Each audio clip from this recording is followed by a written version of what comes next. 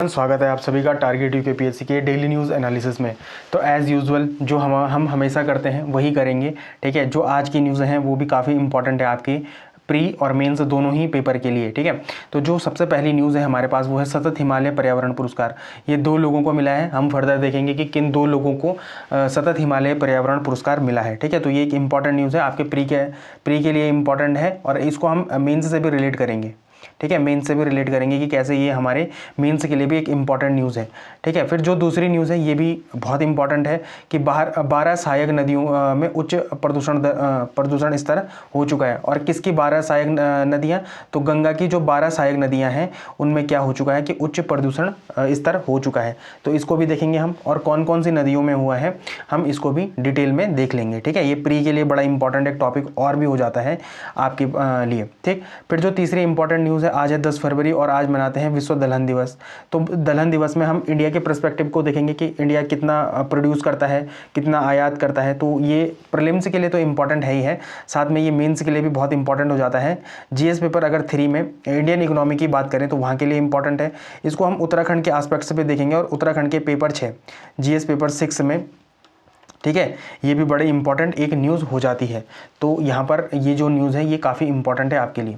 फिर जो पांचवी न्यूज़ है वहाँ पर है कि भारत अमेरिका व्यापार समझौता। इसमें क्या हुआ है कि जो लेखक है जिन्होंने ये एडिटोरियल लिखा है उन्होंने बताया कि भारत को यहाँ पर कितना कैसा नुकसान है। ठीक है, तो हम इसको भी देखेंगे। देखो फ़ायदे तो आपको कहीं दिखा देते हैं, कई आर्टिकल दिखा देते हैं फ़ायदा, लेकिन नुकसान देखना भी बहुत ज़्यादा ज़रूरी है। ठीक है, जब भी आपके पास क्रिटिकल एग्जामिन करने के लिए मेंस में क्वेश्चन आता है तो वहाँ के लिए ऐसे जो अपने एडिटोरियल होते हैं वो काफ़ी महत्वपूर्ण होते हैं। ठीक है, तो आपको यहाँ पर थोड़ा ध्यान देना है।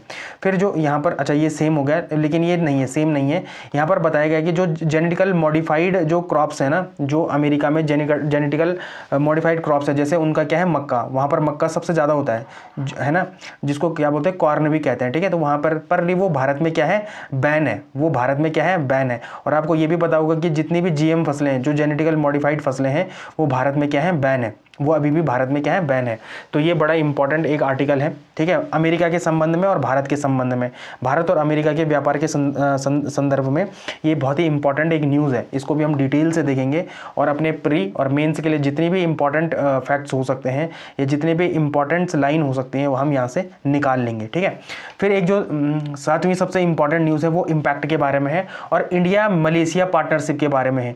इंडिया मलेशिया पार्टनरशिप के बारे में ये एक अच्छा टर्म है जो आपके मेंस के लिए बड़ा इंपॉर्टेंट है। ठीक है, अगर आप ऐसे टर्म्स को लिख के आते हैं अपने मेंस एग्जामिनेशन में तो वहाँ पर आपको नंबर्स बहुत अच्छे मिल सकते हैं। ये जीएस पेपर 2 इंटरनेशनल रिलेशन से क्या करती है, पूरी की पूरी जो अपनी ये न्यूज़ है वो मैच करती है। ठीक, तो ये भी इंपॉर्टेंट है। फिर भारत और सेशल्स के बारे में, तो भारत और सेशल्स के 50 साल हो चुके हैं, 50 सालों का संबंध हो चुका है। तो जब भी 50 सालों का संबंध होता है, 100 सालों का संबंध होता है ना, तो यहाँ से क्वेश्चन बन जाते हैं। हमारे प्री में भी बनते हैं और साथ में किस में बनते हैं भाई, मेंस में भी बनते हैं। तो हम इस न्यूज़ को भी काफ़ी डिटेल में क्या कर लेंगे, कवर कर लेंगे। हमने बहुत सारे कॉन्स्टिट्यूशनल बॉडीज़ को क्या कर लिया था, कवर कर लिया था। ठीक है, हमने बहुत सारे स्टैचुरी बॉडी को भी क्या कर लिया है, कवर कर लिया है। और आज हम सेबी को भी, ठीक है, जो हमारी सेबी है, stock exchange bureau of India, ठीक है, इसको भी हम क्या कर लेंगे, पूर्ण तरीके से समाप्त कर लेंगे, मतलब डिटेल में पढ़ लेंगे इसको। और आप यहाँ से अगर कोई क्वेश्चन आता है तो वो आपका क्वेश्चन क्या नहीं हो सकता, गलत नहीं हो सकता। ठीक है, आगे बढ़ने से पहले, अच्छा सॉरी मैं आज आपकी कमेंट नहीं लगा पाया हूँ, लेकिन आगे बढ़ने से पहले आप क्या करो, टेलीग्राम में जाओ और टारगेट यूपीएससी को सर्च करो। ठीक है, या आप इस आइकन को क्या कर सकते हैं, सर्च कर सकते हैं या स्कैन कर सकते हैं। फिर आपको यहाँ पर ये आइकन मिलेगा, आप यहाँ पर ज्वाइन कर सकते हैं। यहाँ पर जो भी मेंस के क्वेश्चन होते हैं, जैसे आज भी एक क्या है, मेंस का क्वेश्चन है, आप उसका आंसर लिख के मुझे क्या कर सकते हो, यहाँ पर डीएम कर सकते हो, डायरेक्ट क्या कर सकते हो, डायरेक्ट मैसेज कर सकते हो। फिर वहाँ पर मैं उसको क्या कर लूँगा, चेक कर लूँगा और आपको बता दूंगा कि आपका आंसर अभी किस स्तर में है। ठीक है, आंसर इसका स्तर क्या है। ठीक है, और आपको कहाँ कहाँ पर उसको क्या करनी है, सुधारने की आवश्यकता है। तो ये बड़ा ही एक इंपॉर्टेंट इनिशिएटिव है, बिल्कुल फ्री ऑफ कॉस्ट है। ठीक है, तो ये इंपॉर्टेंट है। ठीक, तो जो सबसे इम्पॉर्टेंट, अच्छा एक मैंने कल आपको जो लास्ट क्या हुआ है, लेक्चर हुआ है, वहाँ पर मैंने आपको सतलज नदी तंत्र के बारे में पूछा था। ठीक है, तो आज देख लेते हैं सतलज नदी तंत्र को, देख लेते हैं। देखो सबसे पहला है राकस ताल। राकस ताल से क्या होती है, ये ओरिजिनेट होती है। ठीक है, सिपकिला दर्रा से क्या होती है, एंटर होती है हिमाचल प्रदेश में। ठीक, तो जो सबसे पहले इसमें लेफ्ट बैंक ट्रिब्यूटरी है वो कौन से मिलती है, स्पीति इसमें क्या मिलती है, मिलती है। ठीक है, क्या, सॉरी राइट बैंक ट्रिब्यूटरी है, सॉरी ये है राइट बैंक ट्रिब्यूटरी। तो सबसे पहले इसमें क्या मिलती है, स्पीति मिलती है, और आगे क्या चलती मिलती है, इसमें ब्यास मिलती है, ठीक है। फिर जो लेफ्ट बैंक ट्रिब्यूटरी है उसमें क्या है, बसपा ही है, तो ये इंपॉर्टेंट है। फिर यहाँ पर क्या है, कुछ डैम है, जैसे नाथपा झाकरी डैम हो गया, गोविंद सागर डैम हो गया, भाखरा डैम हो गया, नागल डैम हो गया, ठीक है। और फर्दर ये आगे जाकर चेनाब में क्या हो जाती है, मिल जाती है।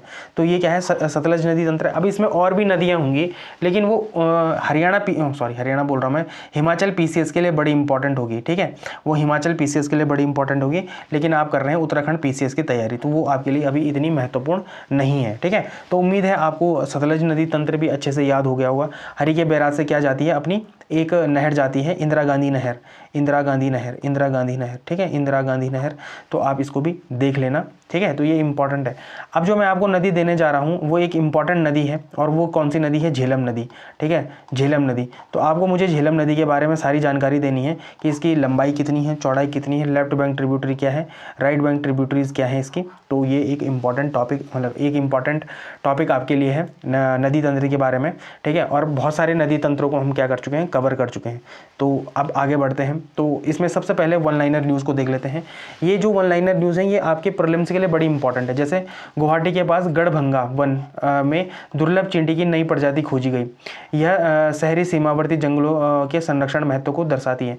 तो देखो ना, आपके पास ये आ सकता है कि गढ़भंगा वन क्षेत्र कहाँ पर है, आपको पता भी नहीं चलेगा कि असम में है, ठीक है, क्योंकि ये गढ़भंगा ऐसा सा लग रहा है कि कुछ ऐसा होगा जैसे राजस्थान वगैरह में, लेकिन जो गढ़भंगा वन है वो कहाँ पर है भैया, वो है गुवाहाटी में, असम में है, ठीक है। तो ये इंपॉर्टेंट एक फैक्ट है आपके लिए, ठीक। तो ये आपके पेपर में आ सकता है।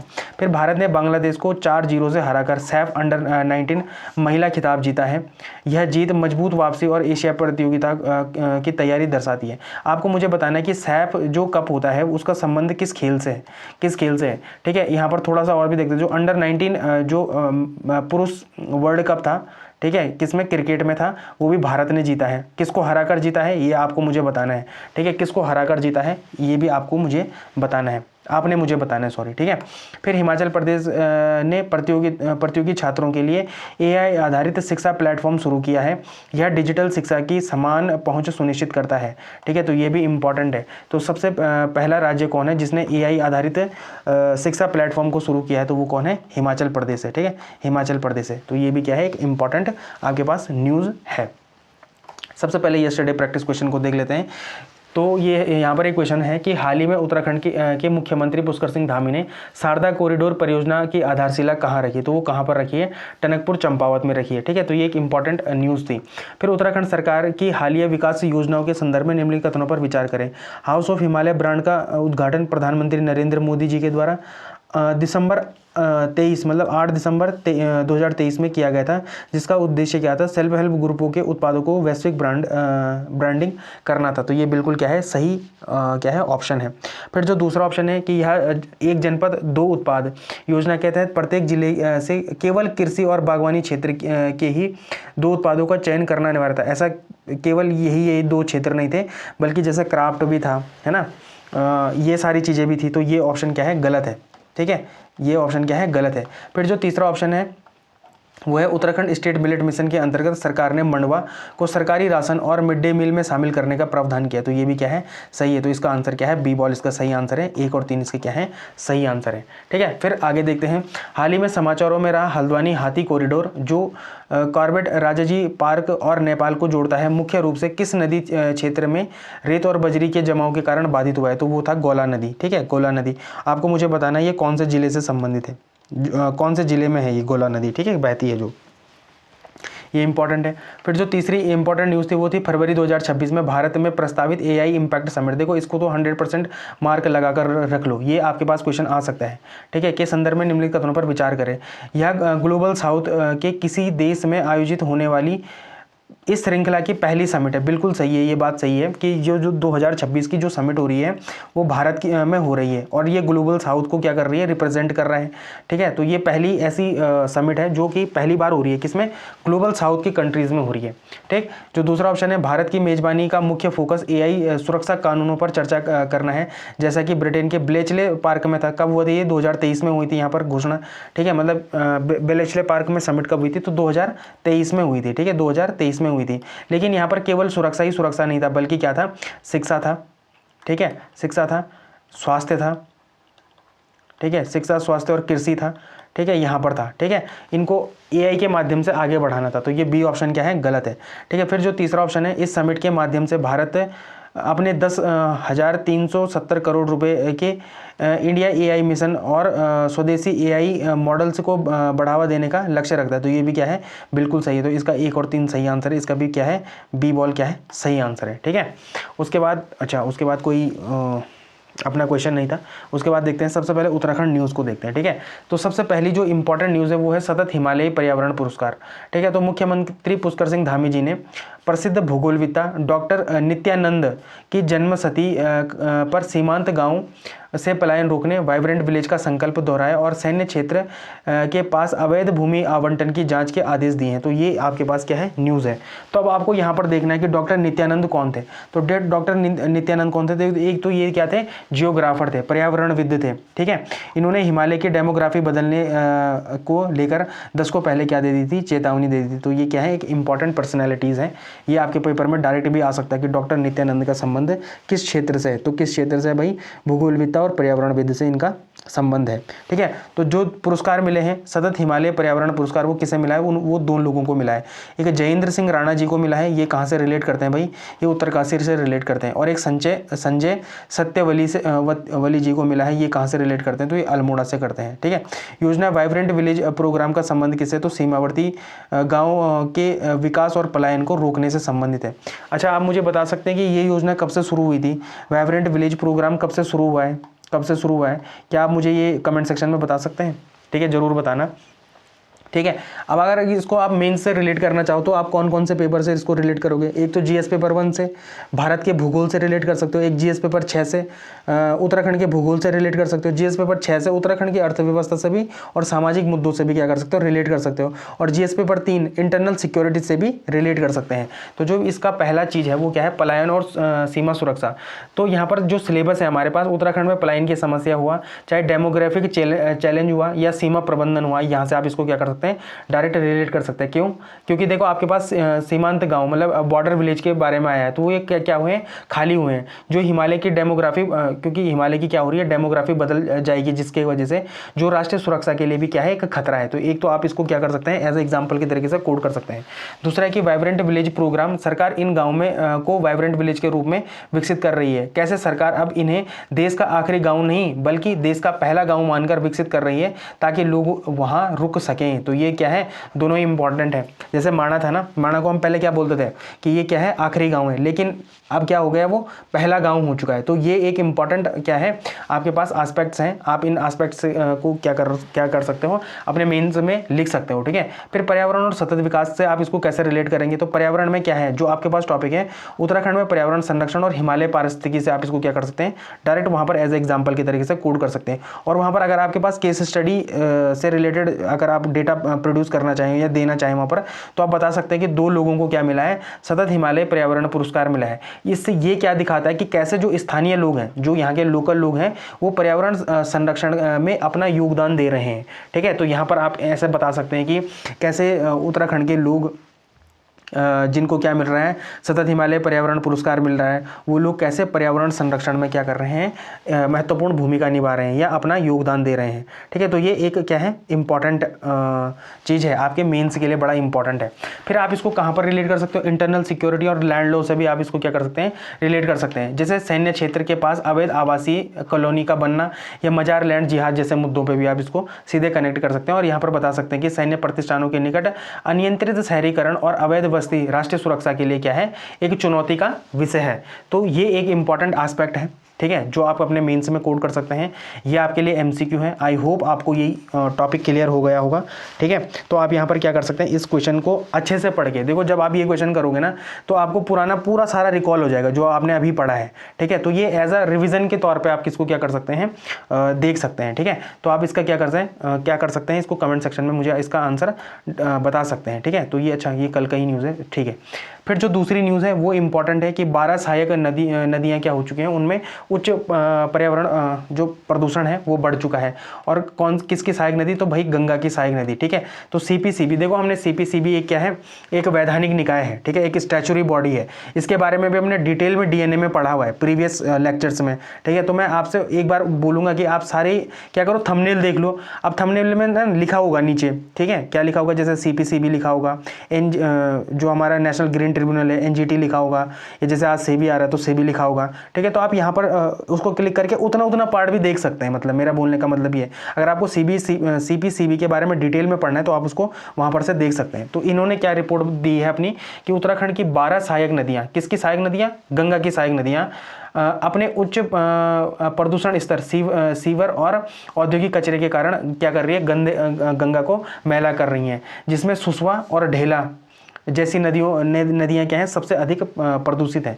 तो यहाँ पर जो रूट कॉज है, मतलब जो समस्या की जड़ है वो क्या है, कि गंगा की स्वच्छता केवल मुख्य धारा की सफाई से नहीं है, बल्कि उनकी सहायक नदियों को साफ करना भी जरूरी है।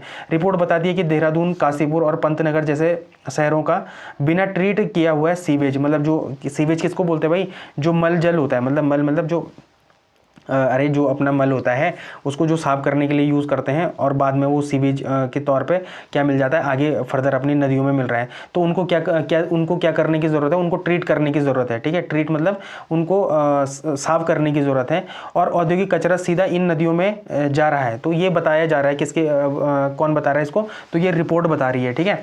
इसमें वैज्ञानिक कारण क्या है, तो प्रदूषण का मुख्य पैमाना क्या है, बीओडी है। तो बीओडी क्या होता है, बीओडी क्या होता है, जब पानी में गंदगी ज़्यादा होती है तो उसे सड़ाने के लिए बैक्टीरिया को ज़्यादा ऑक्सीजन चाहिए होती है, इसे ही बीओडी कहते हैं। ज़्यादा बीओडी मतलब ज़्यादा प्रदूषण, और पानी में ऑक्सीजन की कमी, जिससे क्या हो जाती है, जलीय जीवन मर जाता है। तो अगर आप एक बात याद रखना कि अगर किसी भी उसमें क्या हो, बीओडी की मात्रा ज़्यादा हो, ठीक है, क्या हो, बीओडी की मात्रा ज़्यादा हो, तो वो क्या है, वो जल क्या है, दूषित है, वो जल क्या है, दूषित है, ठीक है। अब आपको मुझे बताना है कि किसी पानी में बीओडी कितना हो कि हम उसे क्या बताएं, क्या माने, शुद्ध माने, ठीक है। आप मुझे बीओडी का पैमाना बताओ कि हम ऐसा कौन सा पैमाना है जिसमें इतने से इतने तक का भाई अगर पैमाना आता है तो वहाँ पर क्या है, पानी शुद्ध है। तो ये आप मुझे क्या बताओगे, डेटा बताओगे कि वो क्या है बीओडी में, ठीक है। फिर यहाँ पर इंस्टीट्यूशनल फेलियर की भी बात करी गई है कि कई जगहों पर सीवेज ट्रीटमेंट जो प्लांट है और औद्योगिक एफ्लुएंट ट्रीटमेंट प्लांट है, उनके मानकों के अनुसार क्या नहीं कर रहे हैं, वो काम नहीं कर रहे हैं, जिससे क्या हो रहा है भाई, प्रदूषण लगातार बढ़ रहा है, किसमें, सहायक नदियों में, ठीक है। अब इससे प्रभावित जो क्षेत्र हैं वो कौन कौन से, सबसे ज़्यादा है सुसवा नदी है, ठीक है। सुसवा नदी कहाँ पर है, अपने देहरादून में है, और ये रिस्पना और बिंदाल का जो गंदा पानी है वो ये इनमें मिलता है। तो इस वजह से ये जो नदी है इसमें क्या है, बीओडी की मात्रा बहुत ज़्यादा है, और क्या है, ये दूषित है। फिर जो उधम सिंह नगर में जो ढेला, कल्याणी और बाणगंगा है, यहाँ पर क्यों ये ज़्यादा दूषित है, तो औद्योगिक क्षेत्र का यहाँ पर कचरा मिला हुआ है, ठीक है। अब ये क्या है, न्यूज़पेपर का कटआउट है। तो सबसे प्रदूषित जो नदियाँ हैं वो कौन है, देखो सुसवा नदी है, मैला नदी है, ठीक है, और कल्याणी नदी है। तो कल्याणी नदी और मैला नदी तो भैया कहाँ से रिलेट करती हैं, उधम सिंह नगर से रिलेट करती हैं, ठीक है। ये उधम सिंह नगर से रिलेट करती हैं। जो मध्यम प्रदूषित है, जैसे टोन्स हो गई, ठीक है, कोशी नदी होगी, पिलखार नदी हो गई। अब मुझे बताओ जरा, पिलखार नदी कौन से जिले में बहती है, कौन से जिले में बहती है, ठीक है, जरा मुझे बताना। पिलखार नदी आपने सुना भी नहीं होगा शायद इसका नाम, ठीक है। पिलखार नदी कम दूषित लेकिन चिंताजनक, जैसे रामगंगा कालागढ़ बैराज से बिजनौर तक जाती है। ये यमुना नदी डाकपत्थर उत्तराखंड में बहती है। तो यहाँ पर बताया गया है कि कैसे ये 12 जो सहायक नदियाँ, किसकी, गंगा की सहायक नदियाँ हैं, ये क्या हो चुकी हैं, प्रदूषित हो चुकी हैं, ठीक है। और यहाँ पर बताया भी गया है कि कैसे इनका उपचार है, कैसा कॉज है, ठीक है। तो ये आप क्या कर सकते हैं, अपने मेंस में भी इसको डेटा को लिख सकते हैं, और प्रीलिम्स में आप इन नदियों के बारे में थोड़ा डिटेल में पढ़ सकते हैं, ठीक है। तो ये इंपॉर्टेंट है। फिर जो तीसरी जो सबसे इंपॉर्टेंट न्यूज़ है वो है, आज 10 फरवरी है और आज विश्व दलहन दिवस है। तो विश्व दलहन दिवस के अवसर पर भारत का दलहन उत्पादन में आत्मनिर्भर बनना और भविष्य में उत्पादन को 350 लाख टन तक ले जाना, सरकारी प्रयासों व चुनौतियों पर क्या है, चर्चा है। तो ये एक बहुत ही अच्छा आर्टिकल है। इसमें प्रीलिम्स का डेटा भी बहुत ज़्यादा है, मतलब ये आपके प्रिलिमिनरी एग्जाम के लिए बड़ा इंपॉर्टेंट है। जैसे आज कौन सा दिवस है, तो भाई 10 फरवरी को हम कौन सा दिवस मनाते हैं, तो वर्ल्ड पल्सेस डे मनाते हैं, ठीक है, विश्व दलहन दिवस मनाते हैं, ठीक है। यह दिवस किसकी पहल पर मनाया जाता है, तो यूएन की पहल पर मनाया जाता है, यूनाइटेड नेशन की पहल पर मनाया जाता है।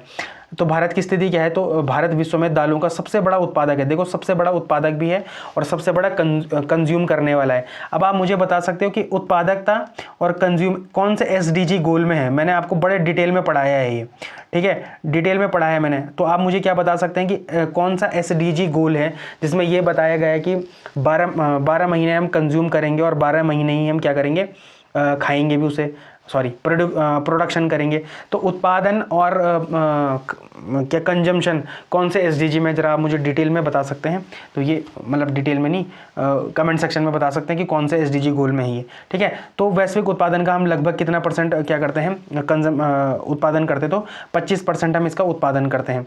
वर्तमान उत्पादन क्या है, तो भारत में करीब 280 लाख टन दालों का क्या होता है, उत्पादन होता है। बजटीय आवंटन कितना है, तो दालों में आत्मनिर्भरता के लिए 11,440 करोड़ रुपए का आवंटन है। तो आपको पता ही होगा जो राइजोबियम है ना, ये नाइट्रोजन का स्थिरीकरण करता है, ठीक है। तो ये एक इंपॉर्टेंट क्या है, साइंस के एस्पेक्ट से एक डेटा है, ठीक।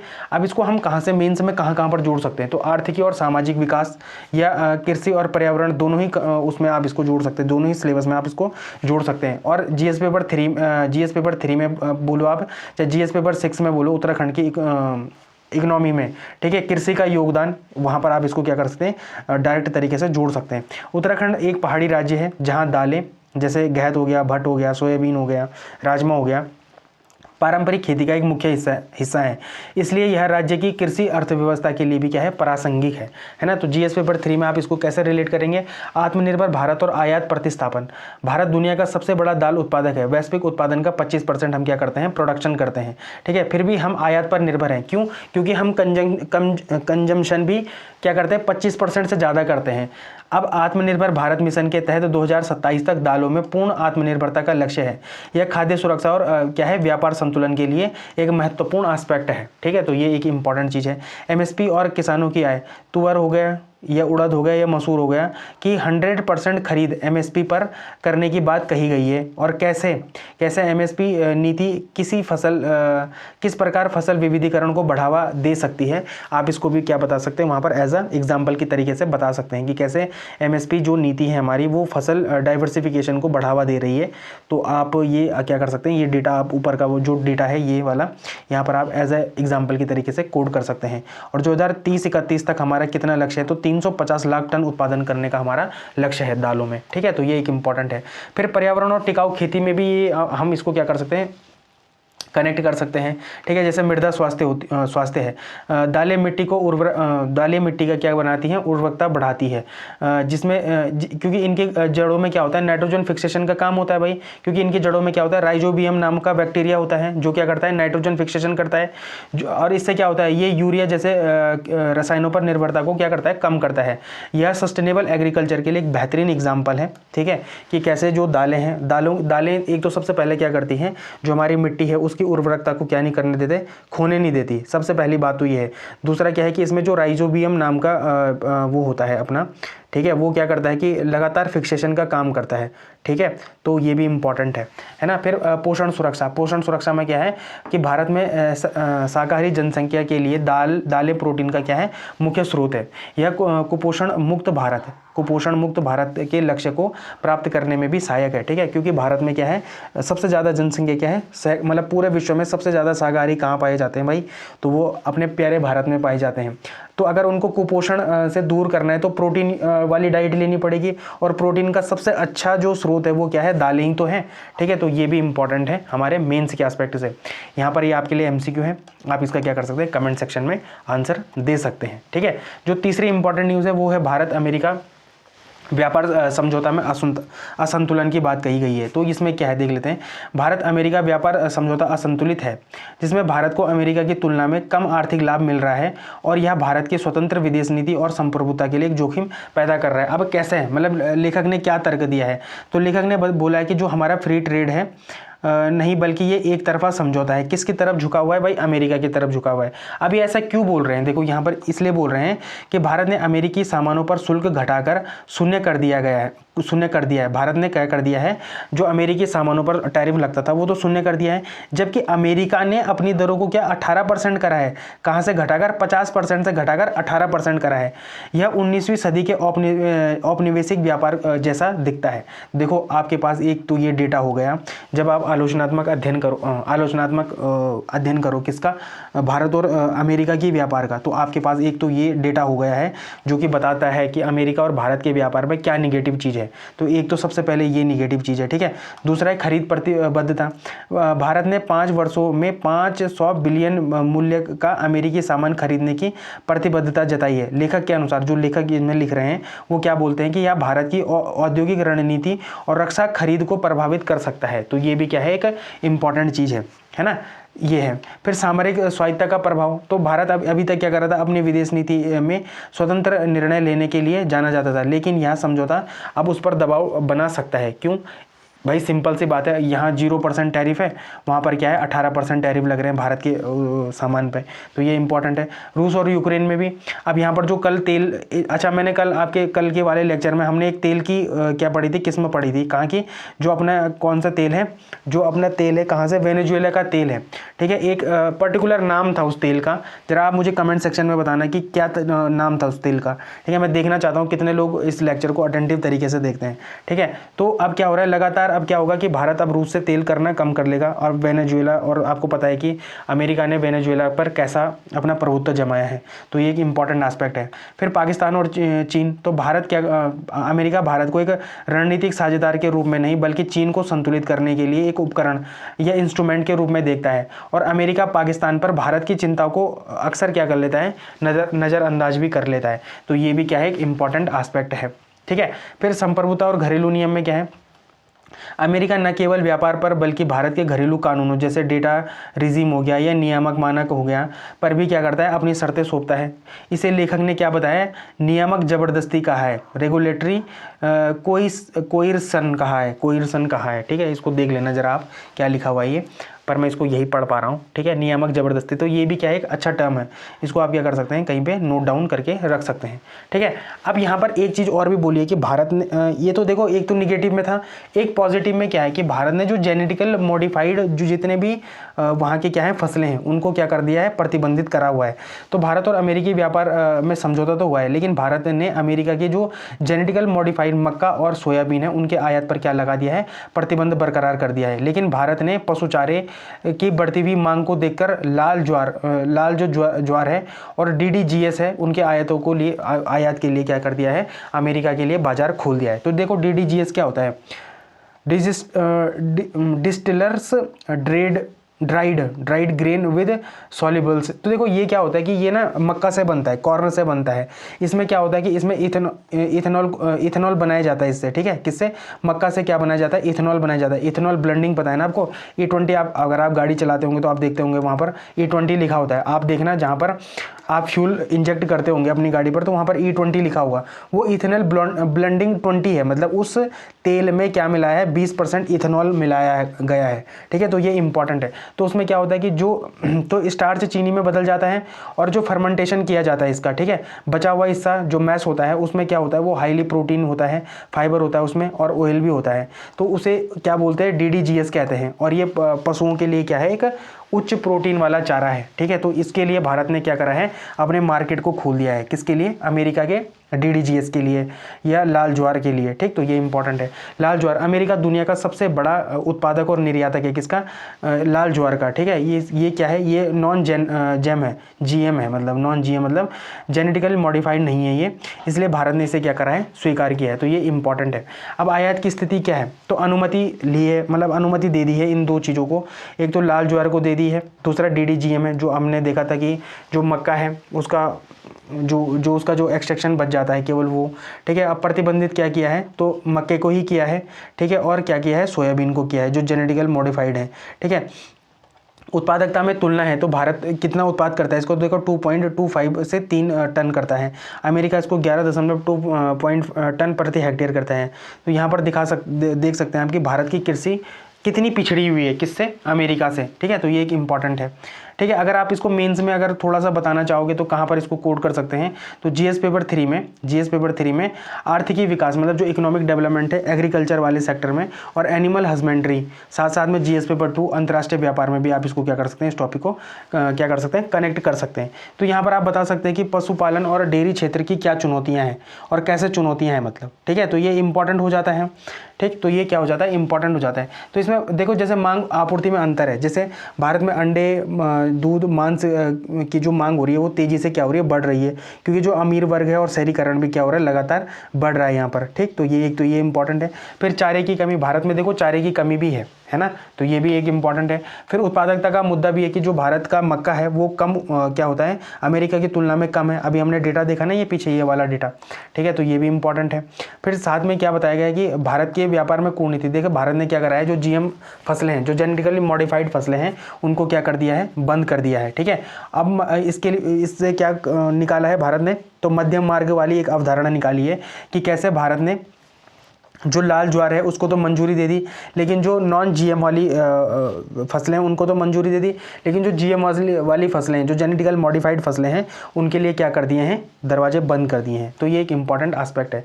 फिर इथेनॉल सम्मिश्रण और उत्पादकता की बात है, जैसे डीडीजीएस के बारे में है, तो ये इसके लिए भी भारत ने क्या कर दिया है, उसको आने दिया है मतलब, ठीक है। तो ये भी इंपॉर्टेंट है। तो यहाँ पर जो ये लेक्चर मतलब ये जो टॉपिक है यहाँ पर ख़त्म होता हुआ, तो यहाँ पर आप देख सकते हैं कि कैसे भारत ने, एक तरफ हमने देखा कि कैसे भारत व्यापार में घाटे में है, और दूसरी तरफ हमने देखा है कि भारत क्या कर रहा है कि ऐसे चीज़ों को आयात को कम कर रहा है जो भारत में क्या करेंगे, नुकसान करेंगे, ठीक है। तो ये एक इम्पॉर्टेंट एस्पेक्ट है। आगे इम्पैक्ट के बारे में देखते हैं। देखो ये एक इम्पॉर्टेंट टर्म है, ये आपके एग्जाम में आप इसको क्या कर सकते हैं, डायरेक्ट कोड कर सकते हैं मतलब, ठीक है। तो प्रधानमंत्री मोदी की हालिया जो मलेशिया यात्रा है उसके दौरान दोनों देशों ने अपने संबंधों को केवल सांस्कृतिक जुड़ाव तक ही सीमित नहीं रखा है, बल्कि इम्पैक्ट विजन के तहत सेमीकंडक्टर, डिजिटल इकोनॉमी और रणनीतिक सहयोग की ओर भी आगे ले जाने की बात करिए। देखो इम्पैक्ट की फुल फॉर्म क्या है, देखो India Malaysia partnership for advancing collective transformation. तो देखो ये इम्पैक्ट की फुल फॉर्म है। आप अगर इसको ना, अगर ये क्या होता है कि भारत और मलेशिया के बारे में आता है पेपर में, और ये आ सकता है क्यों, क्योंकि देखो ये इंपॉर्टेंट है ना। लगातार भारत क्या कर रहा है, छोटे देशों के साथ भी क्या कर रहा है, अपनी साझेदारी बढ़ा रहा है। व्यापक रणनीतिक साझेदारी हो या कुछ रिश्ते हो, कॉम्प्रिहेंसिव पार्टनरशिप हो, उसको क्या कर रहा है, लगातार बढ़ा रहा है, ठीक है। तो ये इंपॉर्टेंट है। जीएस पेपर 3 चाहे वो भारत और मलेशिया के बायलैटरल संबंध हैं, चाहे एक्ट ईस्ट पॉलिसी के बारे में क्यों ना है, ठीक है।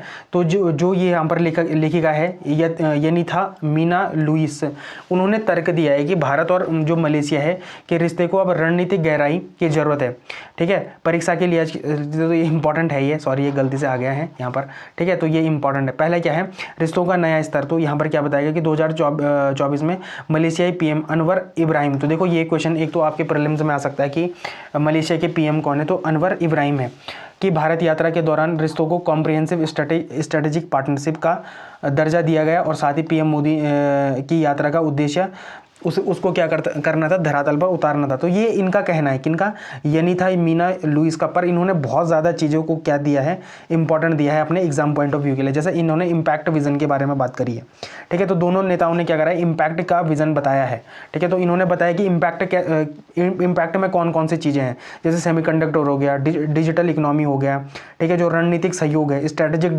डेप्थ है, उसको बढ़ाने की बात कही है, ठीक है। और वो कैसे है, वो भी कलेक्टिवली, ठीक है, दोनों करेंगे। मतलब सहयोग में नए क्षेत्र जैसे सेमीकंडक्टर और फिनटेक के बारे में आपको बता चुका हूं मैं कि जो फाइनेंस वाली चीज़ें हैं जब वो टेक के साथ मिल जाती है, जब वो टेक्नोलॉजी के साथ मिल जाती है, तो उनको क्या कहते हैं, फिनटेक कहते हैं। तो सेमीकंडक्टर और फिनटेक में क्या है, दोनों देश अब पारंपरिक व्यापार से आगे बढ़कर क्या कर रहे हैं, डिजिटल इकोनॉमी और डिजिटल निर्माण में सहयोग कर रहे हैं। रक्षा और सुरक्षा में क्या है, जैसे जो अपना स्ट्रेट ऑफ मलक्का है, आप मुझे बताएंगे कि स्ट्रेट ऑफ मलक्का किन दो देशों के बीच में है, के पास के होने के कारण मलेशिया भारत की क्या कर रहा है, क्या करेगा, सुरक्षा के लिए भी क्या है, महत्वपूर्ण है, ठीक है। फिर काउंसलर एक्सेस के लिए क्या बोला गया है कि हम क्या करेंगे, वाणिज्य दूतावास खोलेंगे, कहाँ पर, साबा में। साबा कहाँ पर है भाई, ये मलेशिया में एक जगह है, वहाँ पर खोलेंगे, ठीक है। तो ये इंपॉर्टेंट है। फिर ग्लोबल साउथ और क्षेत्रीय संगठन, तो यहाँ पर जो अपने लेखक थे उन्होंने ये भी बताया कि कैसे भारत और मलेशिया को आसियान और बिम्स्टेक के बीच का एक पुल का काम करना चाहिए। साथ ही यहाँ पर बताया कि जो ORA मतलब IORA है, इंडियन ओशियन रिम एसोसिएशन में सहयोग बढ़ाकर ग्लोबल साउथ की क्या बननी चाहिए, आवाज़ बननी चाहिए। देखो ये 3 जो इम्पोर्टेंट क्या है ऑर्गेनाइजेशन है, जैसे आसियान हो गया, इसके बारे में मैं डिटेल में बता चुका हूँ, ठीक है। बिम्स्टेक हो गया, इसके बारे में मैं डिटेल में बता चुका हूँ, लेकिन IORA के बारे में मैंने कुछ बताया नहीं है आपको। इंडियन ओशियन रिम एसोसिएशन के बारे में कुछ भी नहीं बताया है, ये पहली बार ही आप पढ़ रहे होंगे, ठीक है। तो आपको क्या करना है, गूगल में देखना है, इसको गूगल में देखना है और कमेंट सेक्शन में बताना है कि इंडियन ओशियन रिम एसोसिएशन है क्या, ठीक है। ये इंपॉर्टेंट है आपके पेपर के लिए। फिर म्यांमार संकट और आपदा प्रबंधन, तो भारत ने म्यांमार के संकट सहायता के लिए बजट में कितना करा है, 300 करोड़ रुपए आवंटित करें। भारत और मलेशिया को म्यांमार संकट और आपदा प्रबंधन पर मिलकर क्या करना चाहिए, काम करना चाहिए। तो ये क्या है, दोनों ही चीज़ें इंपॉर्टेंट है। ये आपके लिए मेंस का क्वेश्चन है, आप इसका क्या कर सकते हैं, कमेंट सेक्शन में नहीं, आप इसका आंसर लिख सकते हैं और मुझे कहाँ पर भेज सकते हैं, टेलीग्राम में भेज सकते हैं, ठीक है, डायरेक्ट भेज सकते हैं। जो भी लोग आंसर राइटिंग कर रहे हैं वो लगातार करते रहें, ठीक है, ये इंपॉर्टेंट है आपके लिए। फिर भारत और सेशल्स के बारे में देख लेते हैं। तो भाई 50 साल के राजनयिक संबंध हो चुके हैं भारत और सेशल्स के बीच में, होने पर समुद्री सुरक्षा, नवीकरणीय ऊर्जा और क्षमता निर्माण में सहयोग बढ़ाने के लिए 7 समझौतों पर क्या हुए हैं, हस्ताक्षर हुए हैं। और भारत ने सेशल्स को कितना बोला है, 175 मिलियन का आर्थिक पैकेज भी दिया है, 175 मिलियन का आर्थिक पैकेज भी दिया है, ठीक है। तो जो राष्ट्रपति हैं कहाँ के, सेशल्स के राष्ट्रपति है, वो कहना है कौन है, पैट्रिक हार्मनी है। देखो इनके नाम कई बार पेपर में आ सकते हैं, ठीक है। सेशल्स के सुरक्षा समूह का पूर्ण सदस्य बना, देखो यहाँ पर कोलंबो सुरक्षा कॉन्क्लेव है, देखो ये इंपॉर्टेंट है, ये आपके पास पेपर में आ सकता है कि जो कोलंबो सुरक्षा कॉन्क्लेव है, यहाँ पर अभी कौन पूर्ण सदस्य बना, तो कौन बना, सेशल्स बना। इस समूह में कौन कौन है, देखो भारत है, श्रीलंका है, मालदीव है, मॉरिशस है, बांग्लादेश है और अब सेशल्स भी है। आप अगर क्या करना, आज ना जरूर गूगल मैप में सेशल्स की लोकेशन देख लेना, मेडागास्कर के थोड़ा ऊपर में छोटा सा एक द्वीपीय कंट्री है, ठीक है। तो ये इंपॉर्टेंट है। समझौता क्या है, तो भारत और सेशल्स के सहयोग को किस विजन के तहत रेखांकित किया जाता है, तो विजन महासागर के रूप में क्या किया जाता है, इसको देखा जाता है। फिर सेशल एक क्या है, संयुक्त विजन है, इसका मतलब क्या है, ज्वाइंट विजन फॉर सस्टेनेबिलिटी, देखो सस्टेनेबिलिटी, इकोनॉमिक ग्रोथ और security through enhanced linkage, security through enhanced linkage. देखो ये सेशल की क्या है, एक क्या है, एक फुल फॉर्म भी है, मतलब एक विजन है ये, ठीक है ना। तो ये वो सेशल्स नहीं है, मतलब ये सेशल्स एक विजन है, ठीक। तो ये इंपॉर्टेंट है। और ये किन दोनों देशों का विजन है, तो ये इंडिया और सेशल्स का विजन है, सेशल्स, ठीक है। उसमें एस मतलब है सस्टेनेबिलिटी, ई मतलब इकोनॉमिक, जी मतलब ग्रोथ और सिक्योरिटी थ्रू इन्हांस्ड लिंकेज। तो ये एक इंपॉर्टेंट क्या है, टर्म है आपके मेंस के लिए, ठीक है। ये प्रीलिम्स में भी आ सकता है। दोनों देशों के बीच राजनयिक संबंधों को कितने साल पूरे हो गए, तो भाई 50 साल पूरे हो गए, ठीक है। मेंस में आप इसको कहाँ पर क्या कर सकते हैं, जोड़ सकते हैं। तो GS पेपर 2 में इकोनॉमिक इंटरनेशनल रिलेशन में जोड़ सकते हैं, GS पेपर 2 में फॉरेन पॉलिसी ऑफ इंडिया में जोड़ सकते हैं, ठीक है। तो ये इंपॉर्टेंट है। पहले देखो हिंद महासागर क्षेत्र में, इसको सीधे सीधे आप जोड़ सकते हैं, ठीक है। यहाँ पर आप बता सकते हैं कि कैसे नेबरहुड फर्स्ट के लिए भारत काम कर रहे हैं, ठीक है। जो सागर नीति है, सागर की फुल फॉर्म क्या है, देखो security and growth for all the region, देखो ये क्या है, सागर की फुल फॉर्म है। इन सारे चीज़ों को आप लिख लो कहीं पर, ये आपके मेंस के लिए बड़ी इंपॉर्टेंट है। सेशल्स हिंद महासागर में एक रणनीतिक रूप में क्या है, महत्वपूर्ण द्वीप है ना। और यहाँ पर विजन महासागर, जैसे महासागर में की फुल फॉर्म क्या है, mutual and historic advancement for security and growth across region है, ठीक है। तो ये एक इंपॉर्टेंट क्या है, विजन है, किसका, भारत और किसका, सेशल्स का, महासागर, ठीक है। तो ये इंपॉर्टेंट है, यह भारत के लिए महत्वपूर्ण है क्योंकि यह क्षेत्र समुद्री डकैती और मादक पदार्थों की तस्करी के खिलाफ सुरक्षा के लिए क्या है, मुख्य प्रहरी है, ठीक है, मतलब देखता है ये। सेशल्स के साथ मजबूत संबंध हिंद महासागर में चीन के बढ़ते प्रभाव को भी क्या करते हैं, संतुलित करते हैं। फिर समुद्री सुरक्षा और रक्षा सहयोग में भी क्या है, जैसे यहाँ पर क्या हो गया, सेशल्स ने कोलंबो सुरक्षा कॉन्क्लेव का क्या बन चुका है, पूर्ण सदस्य बन चुका है। तो ये दिखाता है कि कैसे भारत छोटे जो द्वीपीय देश हैं, ठीक है, उनके साथ क्या कर रहा है, नेट सिक्योरिटी प्रोवाइडर के रूप में काम कर रहा है। तो ये इंपॉर्टेंट है। फिर जो सॉफ्ट पावर और विकासात्मक कूटनीति के बारे में है, तो वो क्या है कि द्विपक्षीय आर्थिक संबंध है। जैसे भारत और सेशल्स को 175 मिलियन का विशेष आर्थिक पैकेज दिया गया है, जिसमें से क्या है 125 मिलियन लाइन ऑफ क्रेडिट और शेष अनुदान है। देखो लाइन ऑफ क्रेडिट क्या होता है, लाइन ऑफ क्रेडिट ये होता है कि माना कि जब कोई कंट्री किसी दूसरी कंट्री को लाइन ऑफ क्रेडिट देती है, तो इसका मतलब क्या है कि जो ये 125 मिलियन डॉलर है ना, ये इनको भारत में ही खर्चने पड़ेंगे, ठीक है। 125 मिलियन डॉलर भारत में ही खर्चने पड़ेंगे, भारत इनको उसके बदले क्या देगा, जो भी संसाधन जो भी ये मांग करते हैं, ठीक है, जैसे क्या स्वास्थ्य के क्षेत्र में इनको कुछ दे देगा, ठीक है, आवास के क्षेत्र में कुछ दे देगा, बुनियादी ढांचों में भी क्या करेगा, मदद करेगा। तो ये क्या है, लाइन ऑफ क्रेडिट है, मतलब जो ये जहाँ पर भी खर्च करेंगे 125 मिलियन को, ये भारत में ही उसको क्या करेंगे, खर्च करेंगे, ठीक है। तो ये इंपॉर्टेंट है। यह सॉफ्ट पावर का उदाहरण है। ये दिखाता है कि भारत अपने पड़ोसियों के विकास में भागीदार है, न कि केवल एक सैन्य शक्ति है। तो ये इंपॉर्टेंट है, ठीक है। ये आपके लिए मेंस का क्वेश्चन है, आप इसका क्या कर सकते हैं, कमेंट सेक्शन में आंसर कर सकते हैं, ठीक है। अब जो स्टैच्यूटरी बॉडी है वो है सेबी। तो सेबी के बारे में मतलब पूरा पढ़ लेते हैं, ये आपके पेपर के लिए बड़ा इंपॉर्टेंट है। सेबी की फुल फॉर्म क्या है, securities and exchange board of India, ठीक। तो सेबी भारत में शेयर बाजार और कमोडिटी मार्केट का रेगुलेटर है। जैसे बैंकों की देखरेख कौन करता है, आरबीआई करता है, वैसे स्टॉक मार्केट की देखरेख और जिम्मेदारी सारी कौन लेता है, सेबी लेता है। सेबी कब बना था, तो 12 अप्रैल 1988 को इसकी स्थापना हुई थी, लेकिन इसे असली ताकत कब मिली थी, 1992 से मिली है, ठीक है। ये है। फिर इसका जो अब मुख्यालय है वो कहाँ पर है भाई, वो तो मुंबई में है, ठीक है। इसका उद्देश्य क्या है, निवेशकों के हित की रक्षा करना और शेयर बाजारों के विकास को बढ़ावा देना। इसके मेन काम क्या है, तो मेन 3 स्तर के काम है इसके। पहला है निवेशकों की सुरक्षा। इसका सबसे बड़ा काम यह सुनिश्चित करना है कि किसी भी निवेशक जैसे आप और हम हैं, मतलब इनके साथ क्या ना हो, धोखाधड़ी ना हो। दूसरा है बाजार की निगरानी, जैसे स्टॉक एक्सचेंज है, जैसे एनएसई है, बीएसई है, और जैसे ब्रोकर है, जैसे जरोधा है, अब स्टॉक है, वो सही नियमों का पालन कर रहा है या नहीं कर रहा है, ये भी कौन देखता है भाई, ये भी सेबी देखता है। फिर कंपनियों पर लाभ, जब कोई कंपनी शेयर बाजार में लिस्ट होती है तो उसका आईपीओ उसको लेना पड़ता है, ठीक है। आईपीओ लाना चाहती है वो, तो उसे कौन किसकी शर्तों पे आता है, वो तो सेबी की ही कड़ी शर्तों पर वो आता है, ठीक है। तो ये भी है। फिर इनसाइडर्स ट्रेडिंग को रोकती है ये, ठीक है, इनसाइडर ट्रेडिंग को रोकती है। कंपनी के अंदर गुप्त जानकारी का इस्तेमाल करके अनुचित लाभ कमाने वालों पर सेबी क्या करता है, जुर्माना लगाता है और भारी बैन भी लगाता है, ठीक है। फिर सेबी की 3 प्रकार की शक्तियाँ हैं, क्वासी जुडिशियल है, क्वासी लेजिस्लेटिव है और क्वासी एग्जीक्यूटिव है। तो ये भी इंपॉर्टेंट है, इसकी पावर है, ठीक है। फिर निवेशकों के लिए क्यों जरूरी है भाई, अगर जैसे हर्षद मेहता वाला घोटाला हुआ था ना, तो इसीलिए जरूरी है ये दोबारा ना हो, तो इसलिए ये जरूरी है।